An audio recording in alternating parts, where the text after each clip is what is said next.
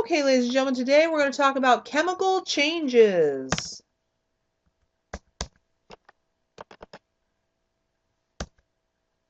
So there are two types of properties. There are physical properties and there are chemical properties. Physical properties are basically things that you can measure without actually changing what the item is or what the object is or what the substance is. So for instance, you can look at the color of something, the hardness of something, its melting point, its boiling point, its malleability or how easily it bends. And you can do all of that without actually changing what the substance is made out of. If you can look at a property without changing what the substance is made out of, we call that a physical property. Chemical properties are properties that can only be observed when we actually change the composition of the substance. These can only be observed when we actually change what the substance is made out of. We make it into something new. Chemical properties are flammability, burning, rusting, rotting, decomposing, corroding, exploding. When those things happen, then you end up making something new and you get a new substance. Then we're looking at chemical properties. Now, there's physical changes and chemical changes. Physical changes are where you change what something looks like, but you don't actually change what it's made out of. Examples of physical changes are changing from one state of matter to another. So for instance, boiling, melting, cutting things, bending, splitting, condensating, evaporating, cracking something, all of those things are physical changes. If you boil water and you turn it into steam, it's still water. Okay, so we haven't changed what it's made out of, we just changed what it looks like. Also, guys, diffusing, so when you diffuse like perfume through the air, and dissolving, when you dissolve like salt in water, those are all physical changes. Chemical changes are when you change something, and when you do, you make something brand new, or you make a new form of something.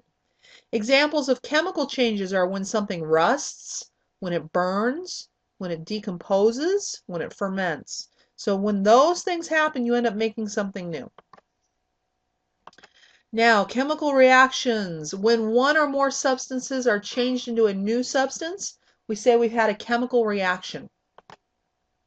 Reactants are the stuff you start with. It's the stuff that goes into the equation.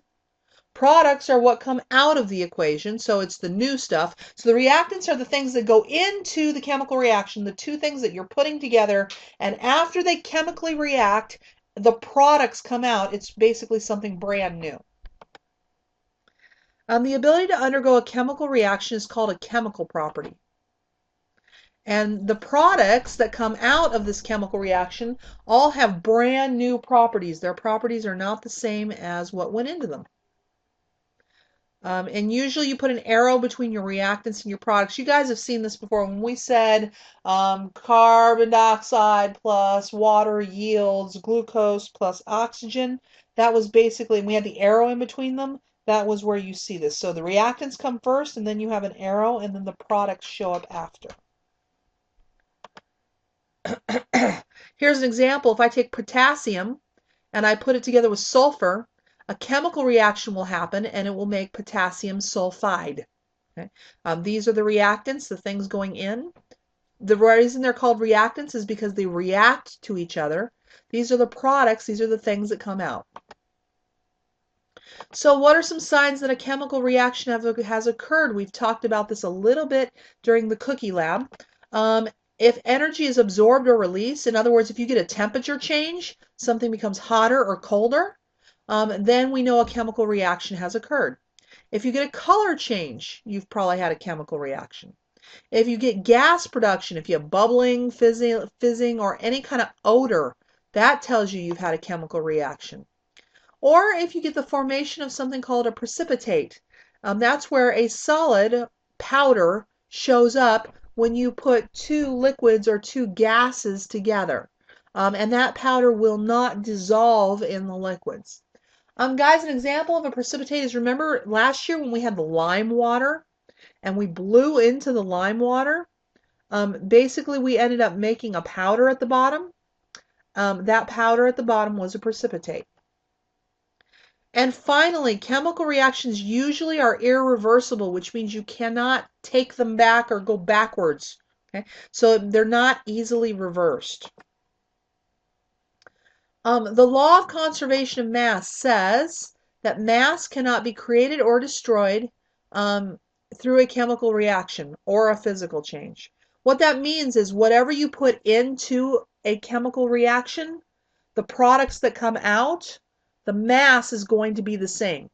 So if I put 5 grams of different substances into a chemical reaction, the products that come out will also equal 5 grams. It'll be the same mass. The products will still make something brand new. Okay, so it's still making something brand new, but the amount of it, the mass of it will be the same as what you put in. Let me give you an example. Photosynthesis. Okay? If I put carbon dioxide and water together, okay, and let's say I put 10 grams of carbon dioxide and water together, what comes out then will be 10 grams of glucose and oxygen put together. So when you add them together, it'll be 10 grams put together. So however much goes in is how much comes out. It just makes a new substance that comes out. This means that all mass can be accounted for and that burning wood results in the products that appear to have less mass, such as ash. Where is the rest? Well, so when you burn wood, sorry about that, when you burn wood, okay, you get the wood going in and then you burn it and the product that comes out is ash. Well, where is the rest of it? It's not destroyed. The rest of it goes up as a gas, as smoke. Okay, so you end up getting smoke. With the amount of wood you put into burning the wood, what comes out is the same amount of ash plus the same amount of smoke. So different types of chemical reactions you need to know about. There's respiration. Respiration is not breathing. Okay, I know that's the term we use a lot for breathing, but it's not actually breathing. Respiration is where your body turns glucose into oxygen, or sorry, glucose and oxygen mixed together. It turns it into energy for your body to use. When you breathe in oxygen into your lungs. Your body then carries that oxygen out to all of your cells, and your cells have glucose in them, and they use the glucose. They get the glucose when you digest food, okay, and that goes out to your cells. So the oxygen comes from your lungs out to all the cells. The glucose comes from your digestive system out to all the cells. Let me move this down here. Out to all the cells, and then the glucose and the oxygen work together to make energy for your body to use. When they make energy, they release carbon dioxide and they release water. That water basically your body just absorbs, okay, or you urinate that water. And the carbon dioxide ends up traveling through your blood back to your lungs and you breathe it out. Okay? So the amount of glucose and oxygen that go in are the same as the carbon dioxide and water that come out, and that process is called respiration. Again, respiration is where your body takes glucose and oxygen and burns it to make energy, and the waste products that come out are carbon dioxide and water. Combustion is another type of chemical reaction. That's where you basically take fuel and you burn fuel to make heat energy. Think of cars, like engines on cars burning gas. So the word equation for that is you have the fuel plus the oxygen gives off energy and then also releases waste products, carbon dioxide and water. And finally, burning. Burning is when a flame develops during combustion. So if you have fuel and that fuel is being used to create heat energy and you get a flame, we call that burning. Couple more of them. Oh, my bad. Yep. So last thing, chemical reactions dealing with oxygen. Okay, many things actually react with oxygen and have chemical reactions. For instance, if you put food with oxygen, that food eventually will become rancid and will end up going bad. So when you mix oxygen with food, the food ends up going bad. That's why you seal off your food in Tupperware and things like that to try to keep it good longer. Rusting is a chemical reaction that happens with oxygen. When you have metal or iron, okay, and you mix that iron with oxygen and water, it produces rust. So here's the word equation. Iron plus oxygen plus water yields rust. If you don't know what rust is like an orangish substance that shows up on metal when it's been exposed to oxygen and water.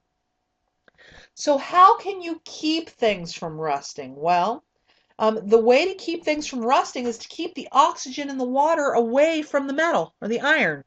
And there's different ways you can do that. You can paint the iron. So if you paint the iron and put a coating of paint over top of it, it keeps the oxygen away from it and keeps it from rusting. You can coat the iron with a different type of metal. So for instance, there's things called chromium plating and zinc plating or galvanizing. Basically, you can cover that iron with a different type of metal, and when you do that, it keeps the oxygen in the water from getting to the iron. So those are different ways that you can prevent rust. Cambridge will most likely ask you a question about rust. They love rust. Rust is caused again when iron mixes with oxygen and water. Okay, there's a chemical reaction. And the way to prevent rust is to paint over top the iron or plate it with another type of metal, chromium, zinc, some other type of metal. Other metals that react with oxygen or air. Aluminum and zinc will actually produce oxides, basically dark coverings that go over top of them when they are exposed to oxygen. Silver, if you've ever seen silver, when you expose it to oxygen, it turns black, and we say that it tarnishes. Bronze, if you put it with oxygen, actually ends up turning green over time. We call that patina. And finally, copper, if you put it with oxygen, also turns green, and we call that process verdigris. Okay? And you end up making copper carbonate over top of the copper, so it ends up turning green. So these other metals also react with oxygen.